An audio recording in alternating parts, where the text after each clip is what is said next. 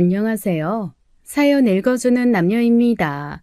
오늘도 와주셔서 감사드리며 그럼 오늘의 사연 바로 시작하겠습니다. 안녕하세요. 저는 얼마 전 무거운 선택을 해야 했던 40대 여성입니다. 여러분께서는 연명치료에 대해 알고 계시나요? 연명치료란 병이 너무 깊어져서 스스로 숨을 쉬거나 먹지 못해 마지막 순간에 이를 때 기계를 쓰거나 약으로 생명을 억지로 이어가게 만드는 치료를 말해요. 환자가 막다른 상황에 오면 의료진은 보호자에게 묻습니다. 연명치료를 할 것인지 그대로 둘 것인지를요. 저는 남들은 평생 한 번 있을까 말까 한 그 선택을 2번이나 해야 했어요. 연명치료가 필요했던 가족이 있었던 분들이나 혹은 연명치료로 기적적으로 살아나신 분들은 아실 겁니다.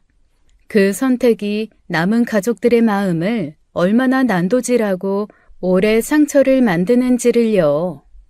저희는 참 행복한 가족이었어요.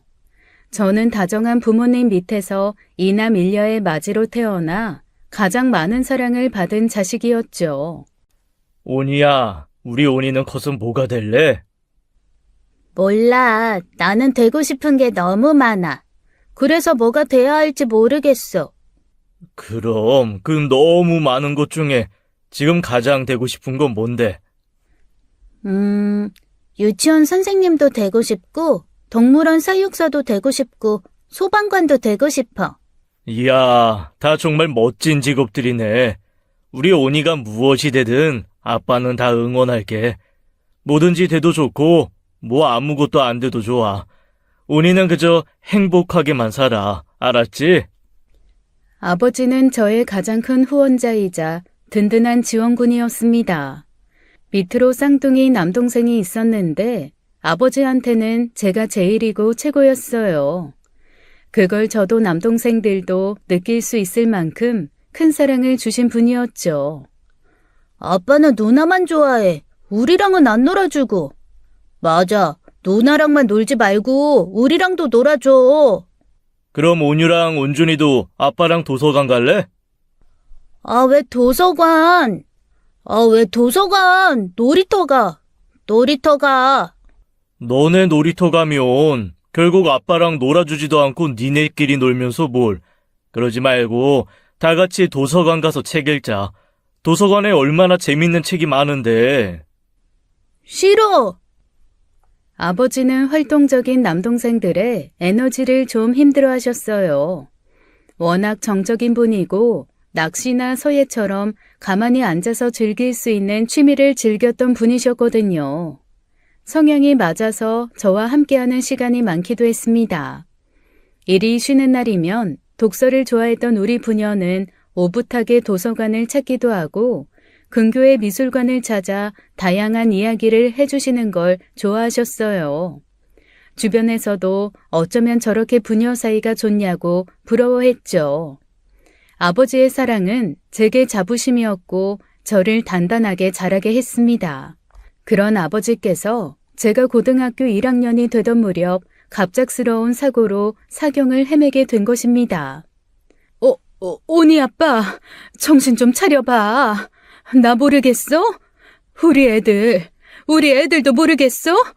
오니 아빠, 지규남 씨! 응급실에서 피투성이가 된 채 누워있는 아버지의 침대를 붙잡고 엄마는 오열했습니다. 모든 것이 제가 태어나 처음 보는 것들 투성이었어요. 죽음을 목전에 둔 무력한 아버지의 모습도 갑작스러운 불행에 어쩔 줄 모르고 어린 아이처럼 우는 엄마도요. 저는 남동생 둘과 나란히 서서 꼼짝도 못하고 그저 지켜볼 수밖에 없었습니다. 의료진들이 바쁘게 움직이며 아버지를 살리려고 했지만 쉽지 않았어요. 무사히 수술은 마쳤지만 아버지는 깨어나지 못했고 사실상 인공호흡기를 제거하면 아버지는 금방이라도 떠날 사람이었죠. 그때는 지금처럼 가족들에게 연명치료 여부를 묻지는 않았었습니다. 당시에는 가망 없는 환자들도 그저 죽음을 기다리는 상태로 계속 살아가야만 했었어요. 하지만 의사 재량에 따라 조용히 가족들에게 은밀한 선택권을 주는 경우가 덜어 있었다더라고요. 우리 가족들에게도 그 선택권이 주어진 거예요. 지금 상황에선 지규남 씨 깨어날 가능성은 거의 없습니다. 아주 낮은 확률로 깨어나신다더라도 식물인간 상태로 아무것도 할 수 없을 거예요. 선생님, 그래도 만에 하나라는 가능성이 있는 거잖아요. 그 기적이라는 말도 있고, 간절히 바라면 결국 깨어날 가능성이 더 높아지지 않을까요? 단도직입적으로 말씀드리자면 그럴 가능성은 거의 없습니다. 지금 이 병원 안에만 해도 그 기적을 바라며 치료하는 분들이 정말 많이 계세요. 그중 원하는 기적을 손에 넣는 분들은 한 손을 꼽고요. 그럼 어떻게 하란 말이에요? 이대로 그냥 손 놓고 지켜만 보라고요? 아니, 의사인데 의사가 사람을 살려야지. 왜 자꾸 안 좋은 쪽으로만 얘기해요? 무의미한 치료는 환자에게 더한 고통을 줄 수 있다는 걸 말씀드리는 거예요. 그동안 저는 의사로 일하면서 지규남 씨와 같은 환자를 너무도 많이 봐왔어요. 희망 고문하듯 기계를 주렁주렁 달고 있는 환자들을 보며 피말라가는 보호자들도요. 힘드실 겁니다. 희망 고문이라도 해주세요. 저 그 사람 못 보내요. 우리 애들 아빠 못 보내요, 선생님. 지규남 씨, 다시 한번 고비가 오면 버티기 힘드실 거예요. 그때 가족분들의 선택에 따라 지규남 씨가 좀 더 편히 눈 감을 수 있도록 도와드릴 수도 있습니다. 지금 생각해보면 그 의사 선생님께서도 정말 용감한 분이셨어요. 행여 문제가 될 수도 있는 제안이었는데 생사의 갈림길에 있던 많은 환자를 본 경험으로 현실적인 조언을 해주신 것이었죠. 하지만 저희 가족은 그걸 받아들일 수는 없었습니다. 특히 가족 중에 제가 결사 반대를 했었어요. 안 돼. 아빠 포기하지 마.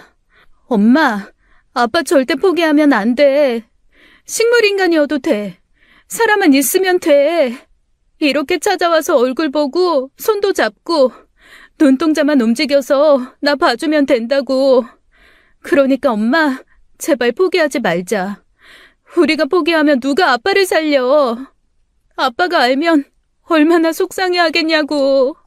저는 병원 바닥에 주저앉아 엉엉 울었습니다. 아이처럼 엄마 바짓가랑이를 붙들고 절대 안 된다고 아버지를 포기하지 말아달라고 빌었어요. 그때는 엄마가 포기를 입에 담는 순간 아버지가 어디선가 그걸 다 들을 것 같아 두려웠거든요. 그 말을 듣고 너무 실망한 나머지 살려는 의지를 버리고 하늘나라로 도망가 버릴 것 같아서요. 결국 엄마는 아버지를 포기하지 않겠다고 결정했고 우리 가족은 혼신의 힘을 다해 아버지를 간병했습니다. 언젠가는 반드시 일어날 것이다. 언젠가는 기필코 아무 일도 없었다는 듯이 눈을 뜰 것이라면서요. 저는 아버지를 만나러 갈 때마다 약속을 받아내려는 사람처럼 그랬습니다. 아빠, 포기하지 마. 나는 절대 아빠 포기 안 해. 그러니까 계속 내 곁에 있어줘. 이렇게 누워만 있어도 좋으니까 절대 가지 마. 알았지? 약속해. 어느 날 아버지가 너무 보고 싶어서 중환자실 면회 시간에 맞춰 학교에서 나온 적이 있었어요. 병원에 가는 건 괴로웠지만 병원에라도 가면 저를 기다리는 아버지가 있다는 사실이 참 기뻤습니다. 아버지 손을 잡고 최근 있었던 일들을 쫑알쫑알 쏟아내는데 아버지께서 눈을 뜨신 거예요. 너무 놀라 숨이 턱 막히는 것 같았는데 더 놀라운 건 그 다음이었습니다. 눈을 뜨긴 떴는데 갑자기 숨이 막힌 사람처럼 얼굴이 붉어지면서 괴상한 소리를 흘리는 거예요. 급하게 의료진이 다가왔고 저는 주춤주춤 뒤로 물러날 수밖에 없었죠. 그날 본 아버지의 모습은 제가 생각지도 못할 만큼 충격적인 모습이었습니다. 그렇게 괴로워하고 힘들어하는 모습을 보지 못했거든요. 부산하게 움직이는 의료진 틈에서 낯선 사람처럼 죽어가던 아버지의 모습이 마지막이었어요. 결국 그렇게 허무하게 돌아가신 것이죠. 나만 두고 가면 어쩌라고. 우리 애들은 어쩌라고 이렇게 가버려. 이 무심한 사람아. 아이고 규남아, 내 새끼야. 내가 죽어야지 왜 네가 가냐. 아빠 가지마 아빠.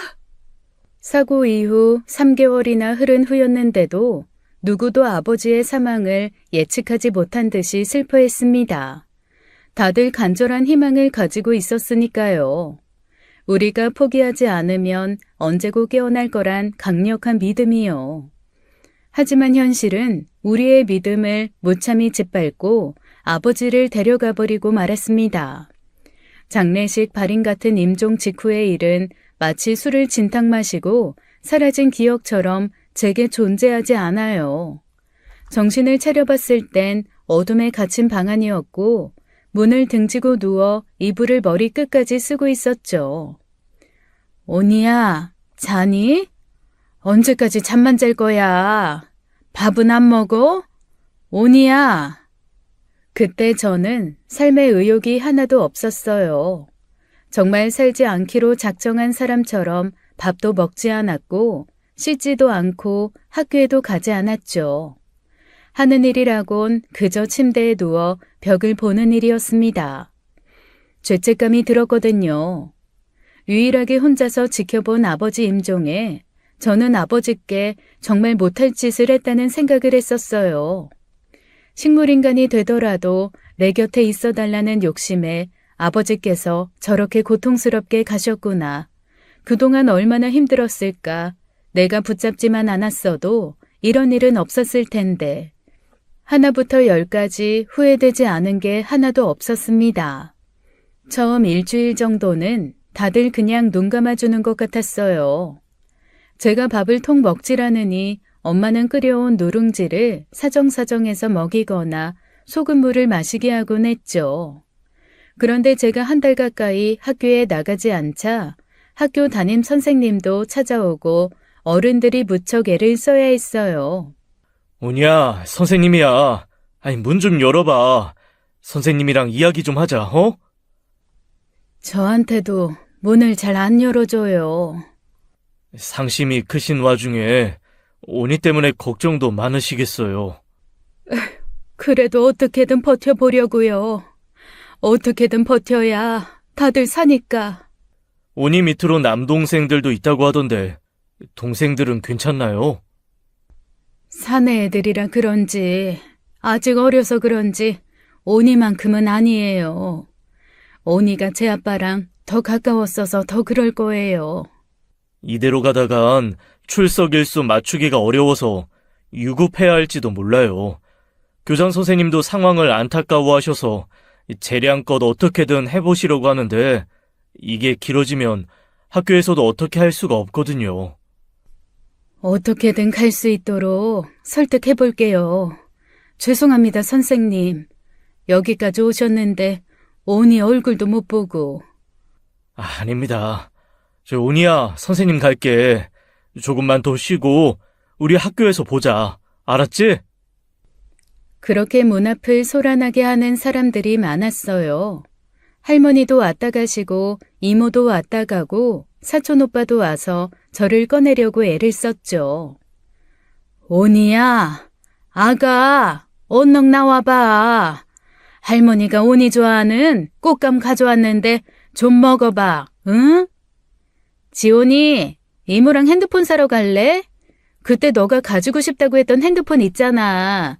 이모가 너 다가오는 생일 선물로 사줄게. 같이 사러 나가자. 오니야, 오빠랑 이야기 좀 하자. 너 고민 있으면 오빠한테 상담도 많이 하고 그랬잖아. 일단 문 좀 열어봐, 어? 저는 그때 그저 조용히 어둠과 고요에 파묻혀 있고 싶었어요. 현실 감각이 떨어지면 아버지가 돌아가셨다는 사실도 잊을 수 있을 것 같았거든요. 화장실도 거의 가지 않고 모두가 잠든 밤에나 갔어요. 고요한 밤에 깨어있는 게 좋았고 해가 비치면 눈부터 질끈 감았죠. 그런데 어른들은 자꾸 저를 현실로 끌어당겼고 그게 저를 너무 지치고 힘들게 했습니다. 그만 좀 해. 그만 좀! 이상하리 많지 분노를 참기 힘들었어요. 이불을 허공에서 걷어차는 것만으로도 모자라 벌떡 일어나 발로 문을 쾅쾅 차며 소리를 질렀죠. 나 좀 내버려 두라고. 다 필요 없어. 아무것도 필요 없다고. 제발 나 좀 그냥 내버려 두란 말이야. 쥐죽은 듯 잠자코 있던 제가 불같이 포효하자 이윽고 문 밖은 잠잠해졌습니다. 하지만 엄마는 저를 포기하지 않았어요. 매일같이 제 방문을 두드리고 먹지도 않을 밥을 문 앞에 두고 가고 이러다 죽겠구나 싶을 때 강제로 문을 열고 들어와 제 입에 꾸역꾸역 뭔가를 넣었죠. 어느 날은 울면서 제발 그만 좀 하고 나와달라고 사정한 적도 있었어요. 오니야, 너 언제까지 이럴 거야? 언제까지 엄마 속을 이렇게 뒤집어 놓을 거냐고. 너만 속상하니? 너만 속상해? 엄마도 속이 다 문드러지고 다 짓물렀다고. 너까지 그러면 어떡해? 엄마는 어떻게 살라고 그러는 거야? 제발 좀 그만해. 그만 좀 하고 나와. 왜? 엄마도 나 원망스러워?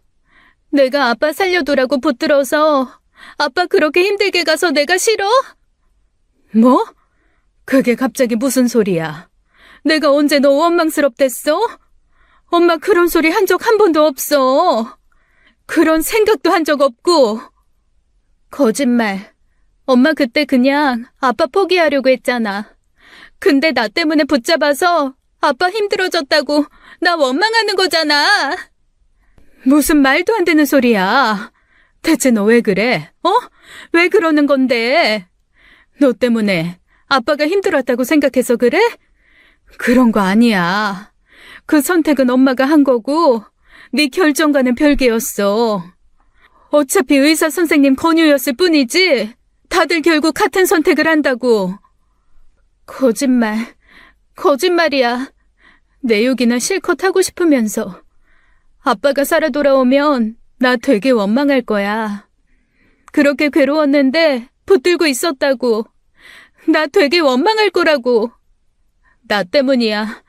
나 때문에 안 그래도 힘든 아빠를 더 힘들게 했어. 내가 나빴어. 오니야. 나중에 제가 나아졌을 때 엄마가 그러시더라고요.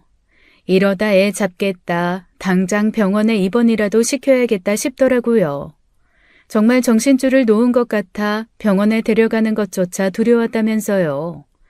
저는 그때만 생각하며 엄마한테 너무 모진 말로 상처를 준 것 같아 미안했어요. 그런데 엄마는 제 마음을 제대로 보듬어 주지 못한 것을 미안해했죠. 그러던 어느 날 벽에 기대어 어둠 속 어렴풋이 보이는 방을 넋을 놓고 보고 있을 때였어요. 작게 문을 두드리는 소리가 들리더니 문 밑으로 뭔가 들어오더라고요. 누나, 나 온준이. 이거 한번 봐봐. 아빠 거야. 그때 제 문을 두드린 건 쌍둥이 중 둘째 막내 동생이었습니다. 눈길도 주지 않다가 아버지 것이라는 말에 정신이 들어 몸을 일으켰어요. 뭔가 싶어 보니 문틈으로 들어온 건 아버지가 지갑 속에 넣어 다니던 제 증명사진이었죠. 그런데 무심결에 뒤집은 뒷면에서 글귀 하나를 발견한 겁니다. 나의 세상 온희. 아버지의 필체로 쓰인 다정한 그 6음절에 저는 또 무너지듯 주저앉아 울었죠. 제가 문 앞에서 흐느껴 울자 문 밖에 막내가 듣고 있었는지 그러는 거예요. 아빠는 누나가 이러는 거 절대 원하지 않을 거야. 지금 아빠가 되게 슬퍼하고 있을 것 같아. 그날 막내의 이야기는 꽤 효과가 있었습니다. 한참을 울다 잠이 들었는데 처음으로 꿈에 아버지가 보인 거예요. 아버지는 제 손을 꼭 잡고 계셨고 살아계셨을 때처럼 다정하게 웃고 계셨죠. 온이야, 우리 예쁜 우리 딸, 왜 이러고 있어? 아빠, 미안해. 미안해, 아빠. 내가 아빠 가지 말라고 해서 너무 힘들게 해서 미안해. 아니야. 온이가 가지 말라고 해서 안 간 게 아니라 아빠가 온이 목소리 더 듣고 싶어 못 간 거야. 아빠가 더 버티지 못해서 미안해, 우리 딸. 아빠 보고 싶어. 보고 싶어. 아빠, 오래오래 기다릴게. 나중에, 아주 나중에 다시 만나자. 아빠는 우리 온이 때문에 너무 행복했어. 온희, 온유, 온준이. 아빠 세상에 와줘서 고마워. 사랑해, 우리 딸.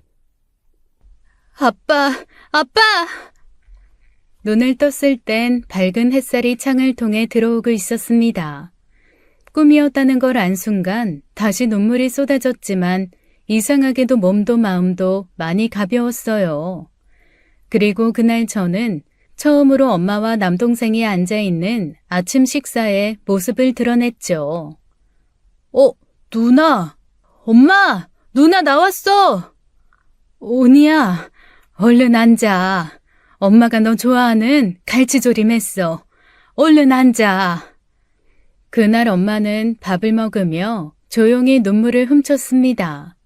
남동생들은 제 눈치를 살피며 슬금슬금 장난을 쳤죠. 그렇게 멈춰 있었던 제 세상이 다시 움직이기 시작했어요. 고등학교는 그때 그만두었습니다. 반년을 쉬었고 사실상 유급이 확정된 상황이라 돌아갈 수도 없었거든요. 다시 학교로 돌아갈 자신도 없었고요. 검정고시를 보고 대학 수능 시험도 준비해 남들과는 다른 수험 생활을 했었어요. 쉽지 않았지만 그렇게 버텨야 하는 시간이라고 생각하니 버텨지더라고요. 가끔은 아버지가 없는 세상이 아무 문제 없이 잘만 돌아간다는 게 서럽기도 했지만 저는 서서히 일상을 되찾아갔습니다. 훗날 제가 또 그 끔찍한 선택의 갈림길에 서게 될 줄은 꿈에도 모른 채 말이에요. 저는 대학 졸업 후 큐레이터가 되었어요. 큐레이터는 박물관이나 미술관에서 전시를 기획하고 꾸미는 감독 같은 사람이죠. 저는 미술관에서 활동하는 큐레이터로 어떤 그림을 어떻게 전시할지 고르고 사람들이 보기 좋게 꾸미는 사람이에요. 그래서 다양한 전시를 위해 외국과 한국으로 가며 바쁘게 살았죠. 큐레이터가 된 건 아버지 영향이 컸어요. 어린 시절 아버지와 함께 다녔던 미술관에서 오래도록 일해보고 싶다는 꿈이 생겼던 거거든요. 쌍둥이 남동생 중 둘째는 직업군인이 되었고 셋째인 막내는 대기업에 입사했습니다. 그렇게 3남매가 각자 사회적으로 맡은 바를 성실히 수행하며 잘 살아 있었어요. 아버지가 돌아가신 지도 15년이라는 세월이 흘렀죠. 모든 것이 순조로웠다고 할 수는 없지만 그렇다고 특별한 문제가 있었던 건 아니었습니다. 문제가 된 건 막내가 결혼한 이유였죠. 엄마가 막내가 결혼하겠다고 한 여자를 반대했거든요. 안 돼. 난 온준이 너 그 여자애랑 결혼하는 거 싫다. 왜? 아이, 내가 좋다잖아.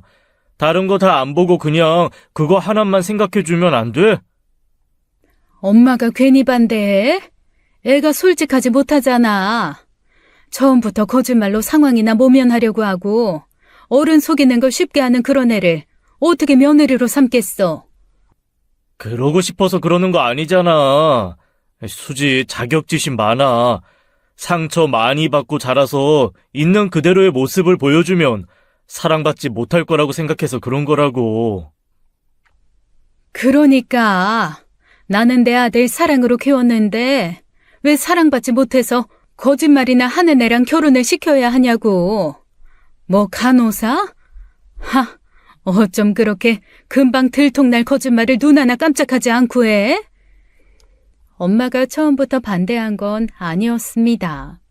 연애를 2년 했으니 어떤 사람이랑 만나고 있는지 정도는 알고 있었어요. 분명 남동생이 간호사라고 했고 대학병원에서 일한다고 했었거든요.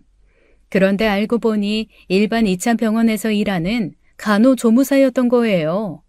직업에 귀천은 없다고 엄마가 간호조무사라고 해서 반대하는 게 아니었습니다. 자기가 간호조무사가 아니라 간호사라고 말해달라고 한 게 그 여자였거든요.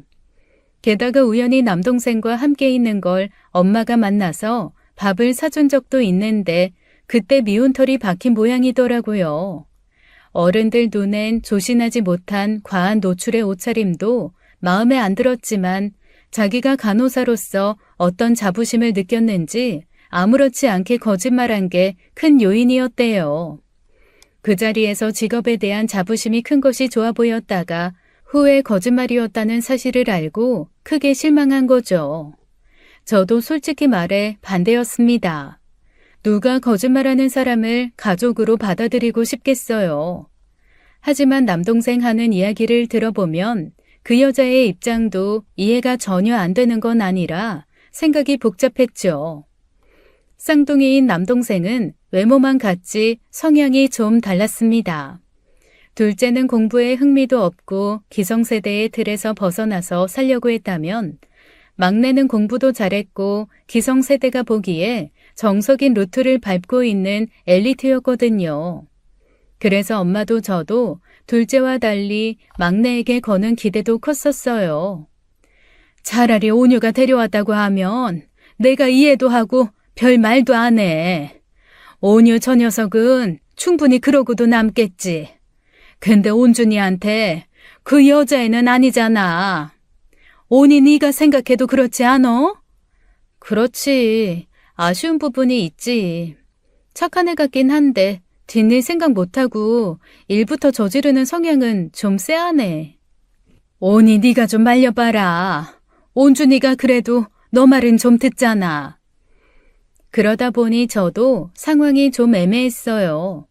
저는 반대 없이 수월하게 결혼한 편인데 막내가 좋다는 여자애를 반대하는 마음도 편치 않았고요. 아무래도 남자들끼리 통하는 게 뭐가 있지 않을까 싶어 남편에게 부탁해보기도 했었어요. 하지만 막내를 만나고 온 남편도 쉽지 않겠다고 하더라고요. 처남 선택이 너무 확고해서 아무래도 힘들 것 같은데. 왜? 뭐라는데? 곧 죽어도 결혼해야겠대? 처남 힘들 땐 많이 도와줬었나 봐.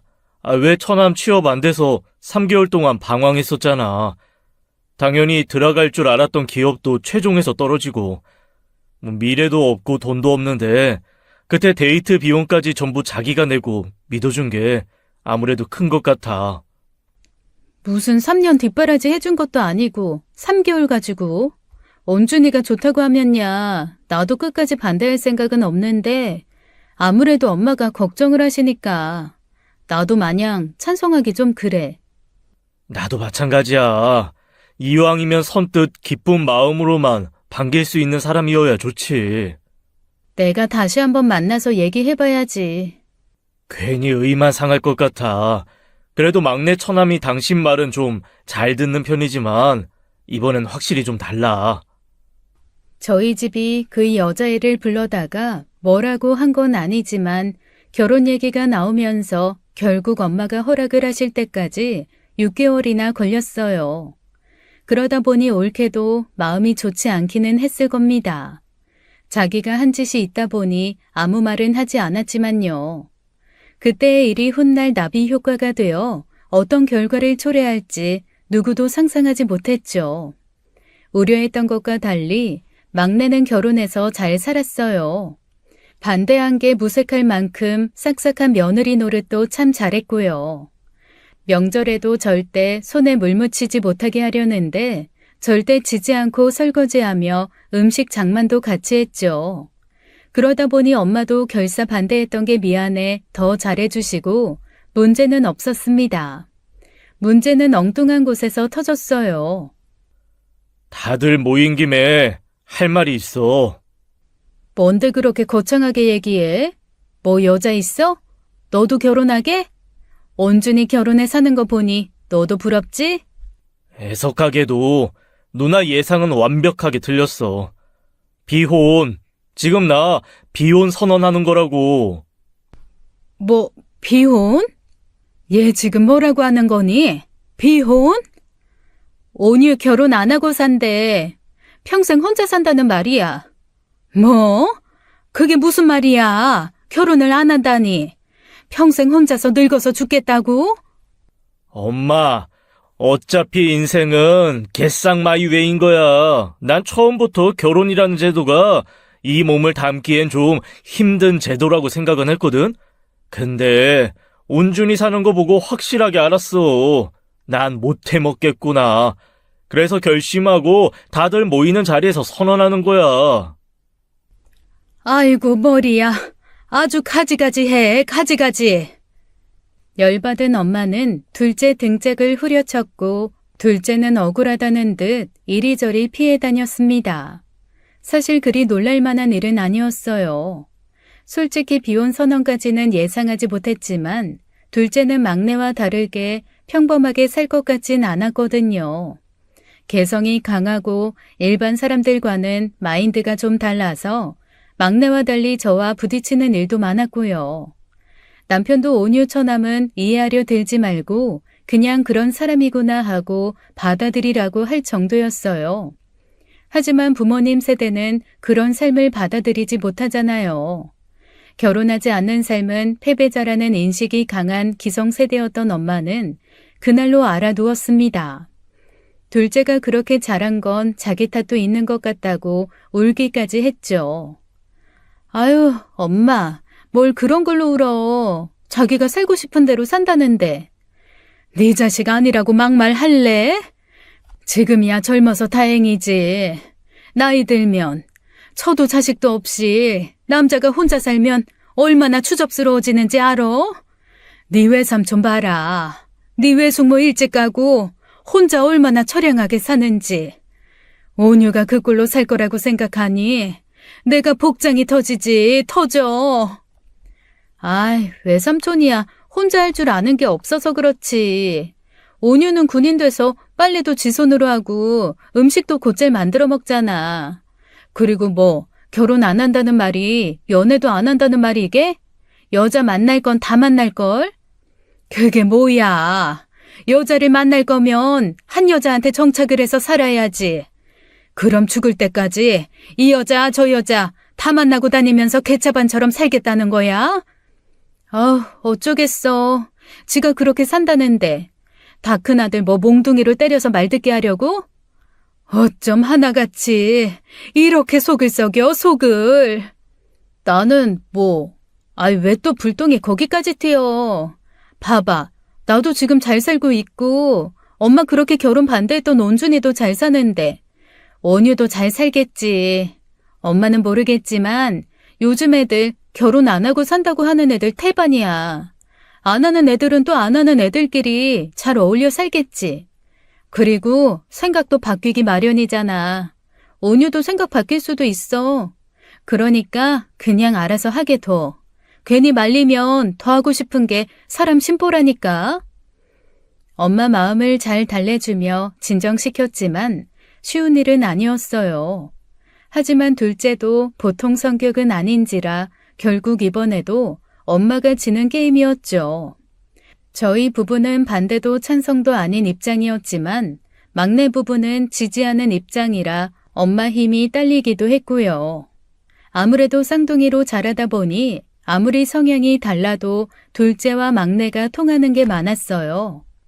엄마, 형이 결혼 안 하고 혼자 산데도 내가 있잖아. 뭘 걱정해. 내가 잘 챙길게. 너가 챙기냐? 결국 혼자 사는 가족 뒤치다거리는 여자 몫이야. 수지한테 시숙 뒷바라지 하라고 한다는 거야? 염치도 없어 너는?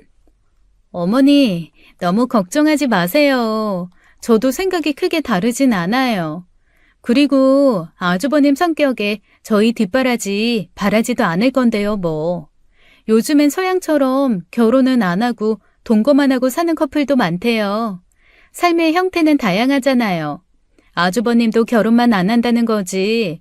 아예 여자를 안 만나고 살겠다는 것도 아니니까 너무 염려하지 않으셔도 돼요. 세상이 바뀌었다고 사람 사는 것까지 바뀌는 거 아니야. 결혼을 하면 하는 거지. 그렇게 어중간하게 사는 게 사는 거야? 아유, 말세지 말세야. 삶의 형태는 다양하지만 세상에 받아들여지는 형태는 따로 존재했습니다. 남동생이 결혼하지 않고 혼자의 삶을 살겠다고 한다면 저는 그 형태까지는 존중할 수 있었어요. 하지만 훗날 둘째가 선택한 삶이 그 이상 보통 사람은 상상도 하지 못할 범주에 있다는 걸 알았을 때야 저는 엄마가 느꼈던 그 절망을 느낄 수 있었습니다. 그 후 2해가 지났을 거예요. 여전히 둘째는 결혼 생각이 없었고 직업 군인도 그만두고 모은 돈으로 친구와 음식 사업을 시작했죠. 같은 쌍둥이인 셋째가 아이를 낳고 사는 걸 보면 좀 다르지 않을까 했는데 별로 부러워하는 기색도 없더라고요. 오히려 막내와 똑 닮은 얼굴로 조카들 놀려주는 재미로 더 즐거워 보였죠. 현우야, 아빠 어딨어, 아빠? 그렇지, 내가 아빠지? 재밌냐? 재밌어? 어떻게 똑같은 장난을 100번 하고도 100번을 다 즐거워하냐? 아, 왜 재밌는데? 이건 아무나 못 즐기는 스릴과 즐거움이야. 오직 쌍둥이 형제를 가진 자만이 할 수 있는 장난이라고. 누나는 모르지? 어렸을 때 누나 나한테 온준이라고 하고 온준이가 나인 줄 안 거. 내가 그랬다고? 무슨? 아무리 니들이 쌍둥이라도 내가 너네들 못 알아보겠어? 엄마도 가끔 헷갈려 하는데 누나가 무슨 수로 알아봐? 봐봐, 아까도 엄마 나한테 온준이라고 했잖아. 너 저녁하고 머리까지 똑같이 하니까 엄마야 좀 헷갈려 하실 수도 있지. 너랑 온준이는 완전히 달라. 완전히. 분위기가 딴판인데 무슨 소리야? 딴판은 뭐가 다른데? 무슨 분위기? 온준이 샌님처럼 구는 거 그거? 그것도 내가 작정해서 따라하기만 하면야. 너가 따라하면 온준이는 뭐 너처럼 날라리 흉내라도 낸다든? 너는 그 재미에 할 수 있을지 몰라도 온준이는 안 해. 하긴 그건 그렇네. 온준이 저건 절대 내 흉내 못 내지. 좀 재미가 없는 놈이긴 해. 내 반쪽치곤. 둘째가 군인으로 있을 때는 머리 스타일이 다르다 보니 바로 알아볼 수 있었는데 전역하고 난 후에는 저도 헷갈리긴 했습니다. 하지만 작정하고 빤히 보다 보면 그렇게 헷갈리는 것도 아니었죠. 둘이 풍기는 분위기가 완전히 달랐으니까요.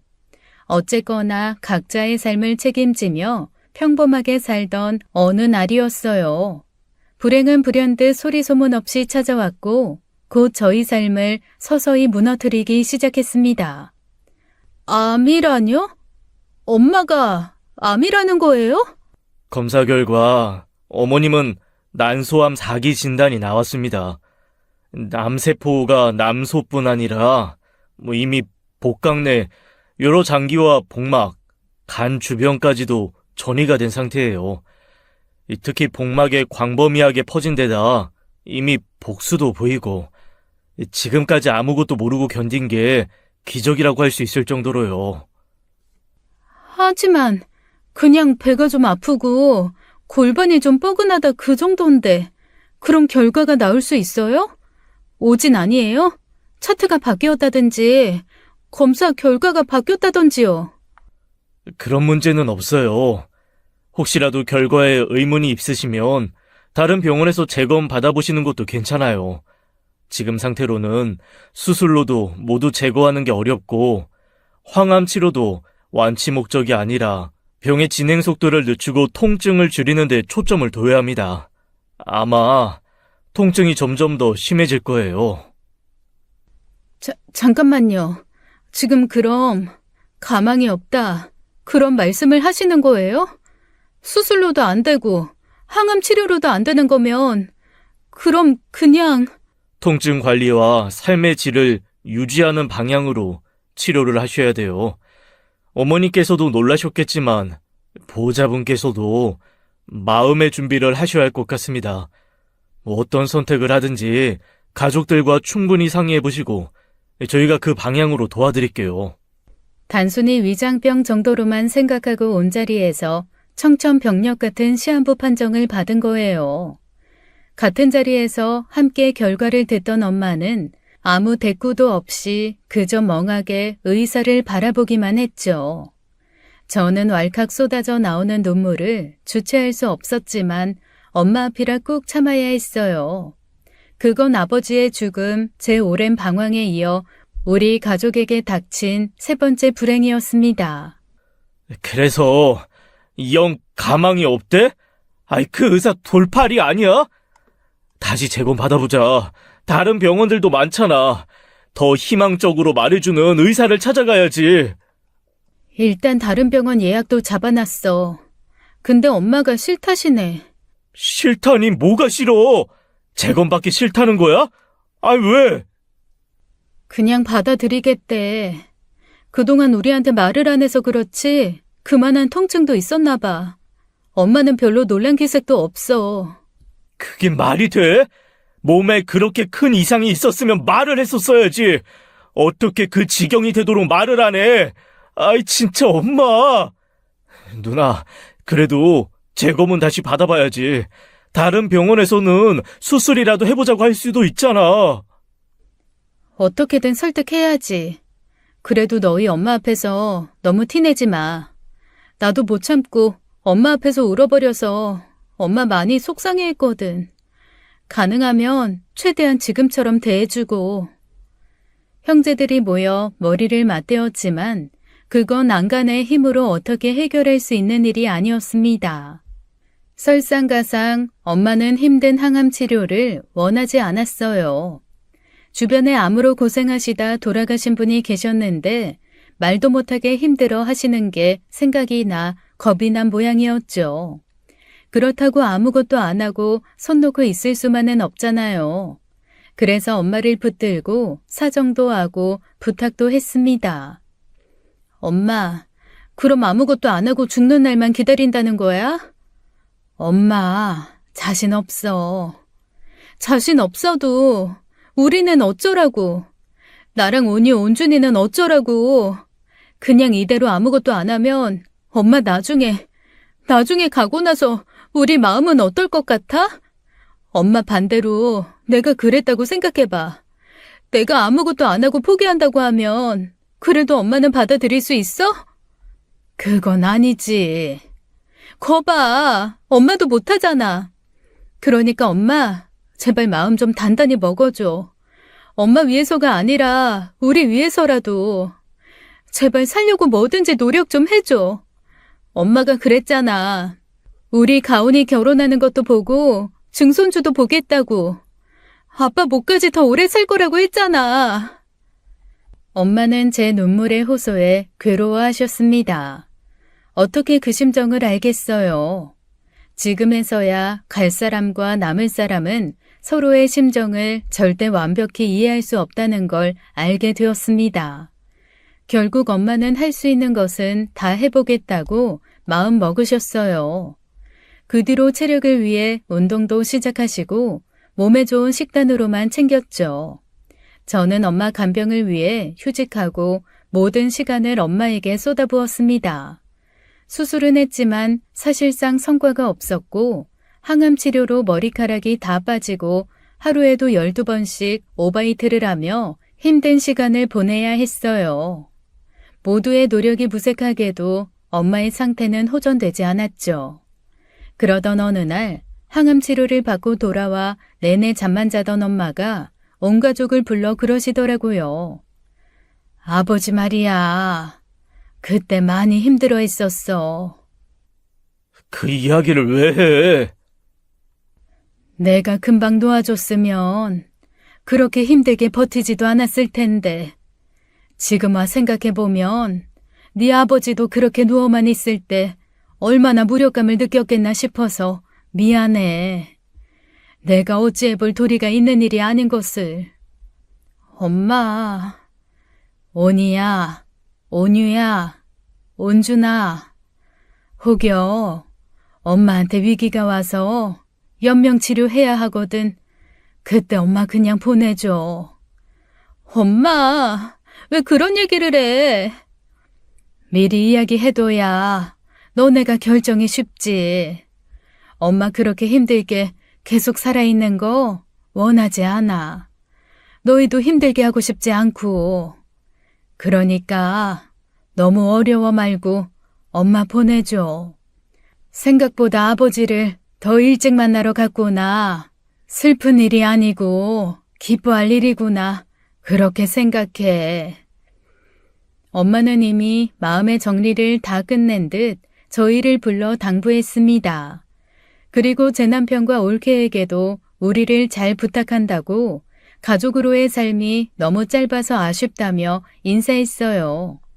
아버지 일은 저도 큰 후회로 남아있기에 엄마의 결정은 존중하지만 그게 쉽지 않더라고요. 엄마가 당부하신 대로 당연히 그래야 한다는 생각을 하면서도 막상 그 선택의 순간이 올까봐 두려워했죠.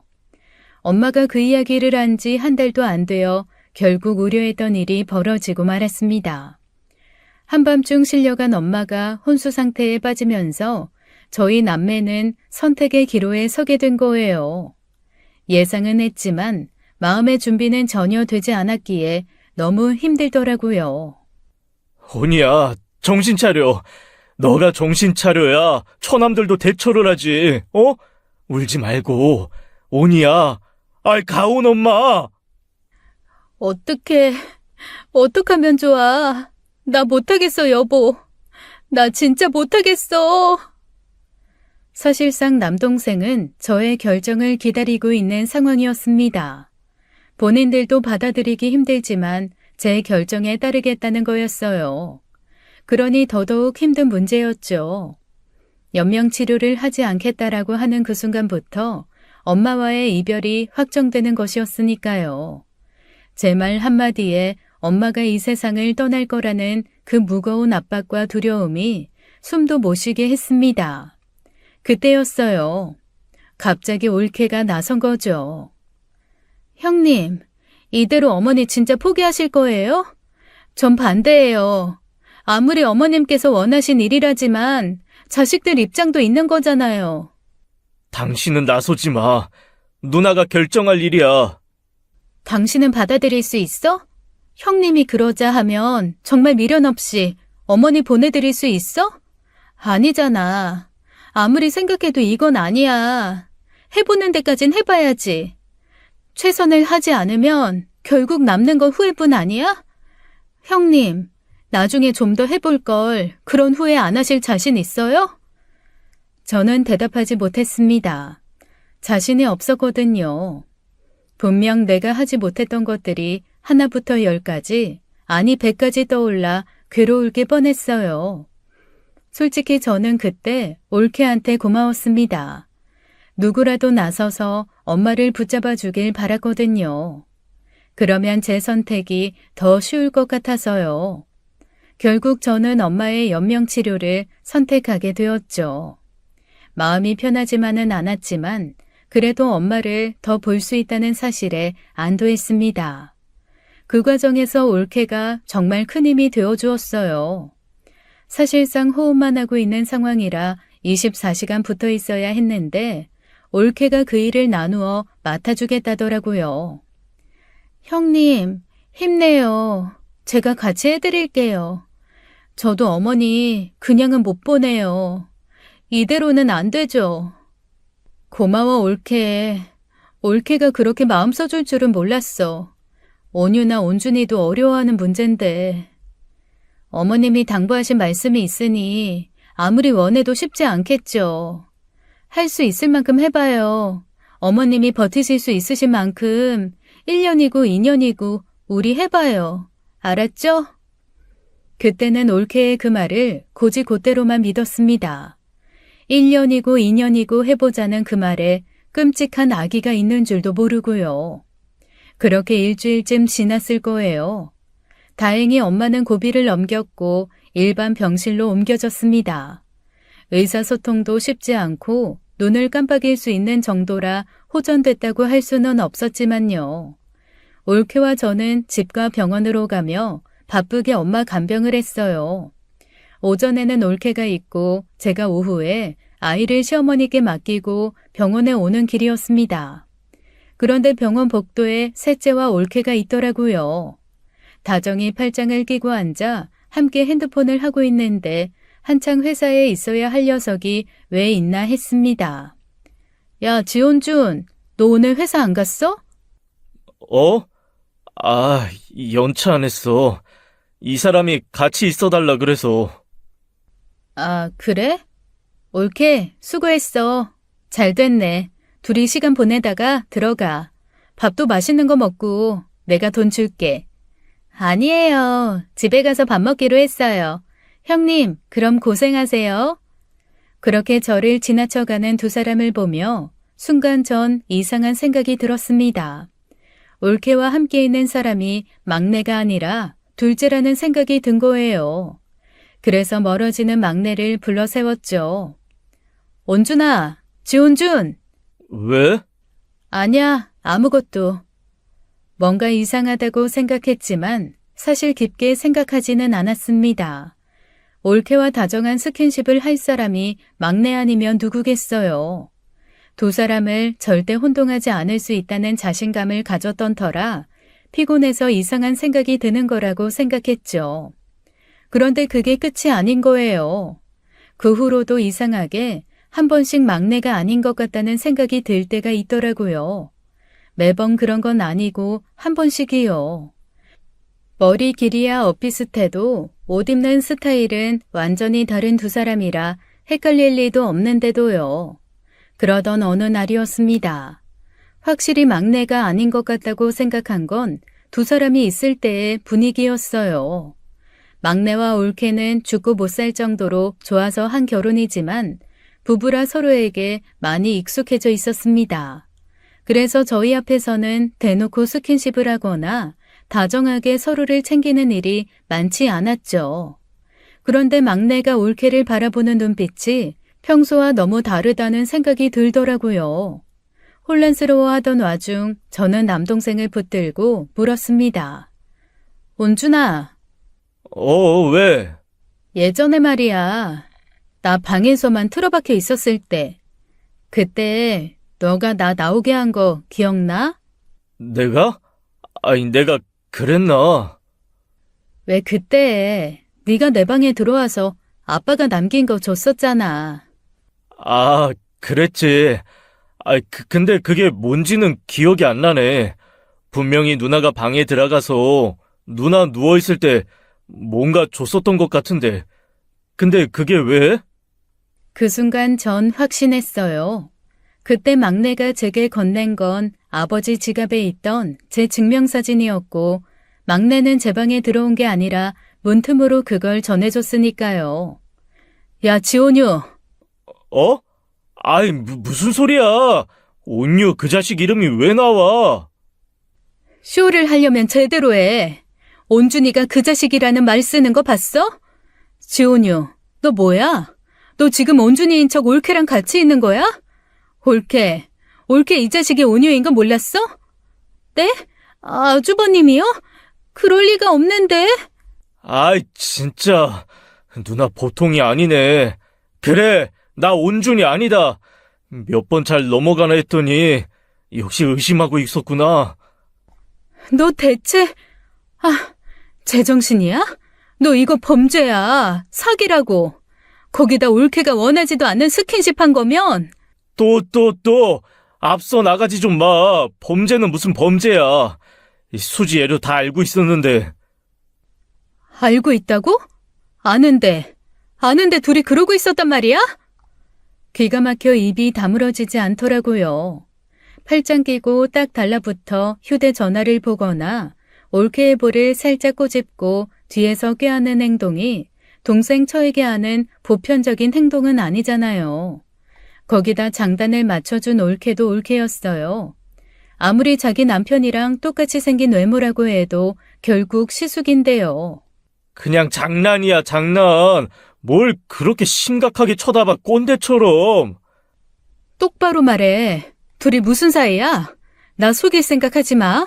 나 그렇게 눈치 없는 거 아니니까. 누나, 어차피 우리는 쌍둥이야. 뭐든 나눠 갖던 사이라고. 하나 있는 안에 나눠서 쓴다고 남들이 뭐 알기나 하겠어? 지금도 봐. 아까 간호사들도 나보고 아무렇지도 않았다니까. 꼰대 같은 마음으로 세상을 보지 좀 말고 좀 열린 마인드로 세상을 보라니까. 야, 지금 그걸 말이라고 해? 올케가 무슨 물건이야? 나눠 갖고 말고 하게. 온준이도 알아? 지금 이 어처구니 없는 상황에 온준이 합의도 들어간 거냐고. 누나만 입 다물고 있으면 문제 없어. 안 그래도 엄마 문제로 다들 머리 아픈 와중인데 굳이 들쑤셔서 문제 만들 거야?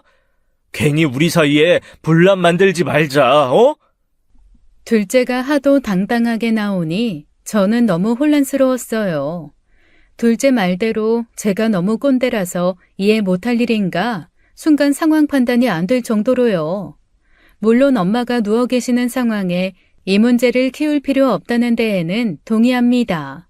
하지만 태도가 너무 기가 막히잖아요. 하도 황당해서 아무 말도 못하고 있자 둘째가 그러더군요. 어차피 누나가 말해봤자 온준이 그 성격에 믿고 싶지도 않아 할 거고 그 생님 괴롭게 만들지도 마. 그럼 모두 해피엔딩, 오케이? 남다른 애라고 생각은 했지만 보통 사람과는 완전히 다른 비상식적인 생각을 할 줄은 몰랐습니다. 마치 놀이라도 되는 듯이 저와 주변 사람들이 속이는 걸 즐거워하더라고요. 그러니 작정하고 막내 옷까지 챙겨와 입고 제 앞에서 그렇게 뻔뻔하게 굴었겠죠. 둘째는 원래 그런 애라고 치고 올케도 이해가 안 되더라고요. 둘째가 그렇게 이야기를 하는 사이 올케는 슬금슬금 제 눈치만 살피고 있었죠. 아무래도 안 되겠다. 뭐든 증거라도 잡아 막내에게 확실히 말해야겠다 생각이 들었습니다. 그래서 엄마 침대에 녹음기를 부착했어요. 사업을 하느라 상대적으로 시간 운용이 자유로운 둘째가 자주 병원을 찾고 있었거든요. 장난기 많은 둘째라면 엄마가 잠들었다고 생각하고 헛소리를 할 수 있고 분명 뭐든 단서가 될 만한 게 있을 거라고 생각했죠. 카메라는 1인실이 아니었기에 현실적으로 불가능해 침대 머리만 밑에 녹음기라도 둔 거였어요. 그런데 그 녹음기에서 생각지도 못한 올케의 끔찍한 비밀을 하나 더 쥐게 된 겁니다. 차라리 몰랐으면 좋겠다 싶었을 정도로 어마어마한 것이었어요. 올케와 교대한 후 녹음기를 풀어 천천히 듣던 저는 너무 놀라 입을 틀어 막아야 했죠. 그렇지 않으면 악다구니가 나올 것 같았거든요. 어머니, 좋으시죠? 어머니 좋아하시는 자식들 오래오래 볼 수 있으니 얼마나 좋아요. 오래오래 사세요. 오래오래. 이렇게 누워서 아무것도 못하는 인형처럼 사세요. 그래야 쌤쌤이잖아요. 어머니 편하게 보내드리는 건 저한테 너무 억울하고 그러니까 조금만 더 괴로워하세요. 제 속 좀 편하게. 충분히 괴로워하시다가 나중에 좀 더 나중에 돌아가세요. 그렇게 말 한마디 못하는 채로. 올케는 웃으며 그 소름 끼치는 이야기를 하고 있었습니다. 그건 속삭이듯이 하는 아주 은밀한 목소리였죠. 너무 놀라 숨도 안 쉬어지더라고요. 함께 병실을 쓰는 다른 세 분께 올케에 대해 물었지만 다들 효부라는 소리만 했었거든요. 그런데 남몰래 엄마한테 그런 악마의 속삭임을 하고 있을 줄은 꿈에도 몰랐습니다. 둘째 동생과의 불륜 증거를 잡으려다 엉뚱하게 엄마한테 하는 악독한 짓을 알게 된 거예요. 간호사들에게 양해를 구하고 그 길로 당장 막내 집으로 갔습니다. 도저히 이성적으로 견딜 수 없는 문제였거든요. 올케, 이거 뭐야? 형님이 어쩐 일로? 올케는 혹시 둘째와의 일을 발설할까 싶은지 조마조마하게 절 보더라고요. 막내는 영문도 모른 채 저를 바라보고요. 저는 두말할 것도 없이 올케의 음성이 담긴 녹음을 들려주었습니다. 올케의 얼굴이 사색이 되었고 막내도 놀라 올케를 바라보았어요. 이게 뭐냐고. 지금 무슨 소리 하는 거야? 그게, 이게 어떻게... 이럴 생각으로 엄마 연명치료하겠어? 이럴 생각으로? 엄마 더 괴롭히고 괴로워하라고 그런 거였어? 당신 뭐야? 이게 대체 뭐냐고? 그냥 하는 소리였어요. 그냥. 어머니가 우리 결혼 많이 반대하셨잖아요. 그때 너무 마음고생을 많이 해서 속상한 마음에 그냥 한 소리예요. 절대로 괴롭힐 생각으로 한 게 아니라. 기가 막혀. 결혼 반대했다고. 엄마 보고 더 괴로워하시다가 돌아가시라. 그런 얘기를 한다고? 올케가 사람이야? 잘못했어요, 형님. 전 그냥 속상한 마음에. 온준이 너 올케랑 온유랑 둘이 그렇고 그런 사이인 건 아니? 뭐? 그게 무슨 말이야? 온유가 그러더라. 어차피 쌍둥이인데 처 나눠 갖는 게 뭐가 문제냐고. 너 회사 갈 때 둘이 엄마 병원에 와서 세상 다정한 부부인 척 그러고 있더라. 내가 그 증거 잡으려고 하다가 이것까지 잡은 거야. 남동생은 도저히 믿기 힘들다는 듯 자기 아내를 바라보았죠. 올케는 눈물 범벅이 되어 남동생 팔을 붙잡고 소리 없이 애원하더라고요. 그때 병원에서 다급한 연락이 왔고 저희는 모든 일을 제쳐놓고 병원으로 뛰어갔습니다. 엄마에게 또다시 위기가 왔고 다시 기도 삽관을 해야 하는 순간이 온 거예요. 어떻게 할 거냐는 의사의 물음에 저는 해달라는 말이 도저히 안 나오더라고요. 결국 우리 욕심에 2주를 더 버티면서 엄마는 과연 행복했을까? 올케에게 그런 소리를 듣고 누워있으면서 심정이 어땠을까 싶으니 죄인이라도 된 것 같았어요. 연명치료 안 할게요. 누나, 엄마 그만 보내드리자. 엄마 힘들게 하지 말자, 온준아. 엄마는 3시간을 더 버티다가 돌아가셨어요. 엄마가 보내달라고 할 때 보내드릴 걸, 엄마 말대로 해드릴 걸 뒤늦은 후에 몸부림칠 때 막내가 그러더라고요. 엄마, 그냥 괴로워만 하고 가시다 간 건 아니라고 생각해. 결국 엄마도 살아서 온유랑 저 사람 사이, 그리고 저 사람의 실체를 알게 된 거잖아. 그래, 엄마 덕분에 그랬지. 넌 어떻게 할 셈이야? 이혼해야지. 다른 거 생각해 본 적 없어. 결국 막내는 장례식이 끝나자마자 이혼했습니다. 조용히 끝난 문제는 아니었어요. 장례식이 끝나자마자 그 순진한 샌님이 둘째에게 주먹을 날렸거든요. 야, 너 미쳤어? 미친 건 너지. 지온유, 생각 없이 산다고 생각은 했지만 이렇게 지능까지 딸릴 줄은 몰랐다. 내가 너 줄게. 너 가져라, 수지. 원래 사람은 끼리끼리인데 둘이 만났어야 하는 걸 내가 눈치가 없었네. 여보, 아니야, 그런 거 아니야. 나랑 아주버님은 그렇게까지 깊은 사이는 아니었어. 변명하지 마, 역겨우니까. 당신이 지금 내 앞에서 숨을 쉬고 있다는 것조차도 견딜 수 없을 만큼 소름 끼쳐. 당장 내 눈앞에서 꺼져, 둘 다. 현우도 볼 생각하지 말고. 현재 막내는 이혼 후 아들을 키우며 혼자 살고 있습니다. 이모를 비롯한 친인척들은 조카가 막내의 아들이 아니라 둘째의 아들인 거 아니냐고 조심스럽게 유전자 검사를 권유하기도 했었어요. 물론 올케는 그건 절대 아니라고 그것만큼은 떳떳하다고 했지만요. 그런데 둘째와 막내가 쌍둥이다 보니 유전자 검사를 하더라도 친부를 가려내는 게 어렵다더라고요. 쌍둥이는 유전자가 100% 일치해 이 경우 생물학적 아버지를 판별하는 게 쉬운 문제가 아니었어요. 그래서 막내는 유전자 검사도 포기했습니다. 모호한 결과에 아들까지 잃을 수 없다면서요. 둘째와는 소식이 끊겼어요. 쪽팔린 줄은 아는지 어디로 온데간데 없이 사라져버렸죠.